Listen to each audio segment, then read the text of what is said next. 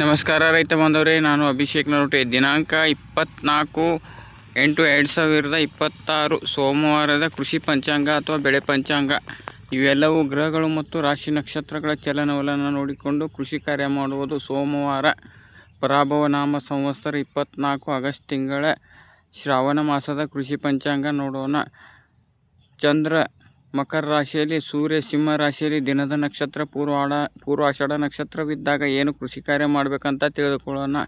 ಮೊದಲನೇದಾಗಿ, ಇದು ಉಗ್ರ ಸ್ವರೂಪ ನಕ್ಷತ್ರವಾಗಿದ್ದು ಸಸಿಗಳನ್ನು ನೆಡಲು ಮುನ್ನೆಚ್ಚರಿಕೆ ಕ್ರಮಗಳನ್ನು ಅಥವಾ ಬೀಜಗಳನ್ನು ಬಿತ್ತಲು ಮುನ್ನೆಚ್ಚರಿಕೆ ಕ್ರಮಗಳನ್ನು ಪಡೆಯುವುದು, ಕಳೆ ಕೀಳುವುದು, ನೀರು ನಿರ್ವಹಣೆ ಮಾಡಲು ಒಳ್ಳೆಯ ಸಮಯವಿರುತ್ತದೆ ಅಥವಾ ಬಿತ್ತನೆ ಕೆಲಸಗಳಿಗೆ ಒಳ್ಳೆಯ ಸಮಯ ಅಂತ ಹೇಳ್ತಾ ಧನ್ಯವಾದ.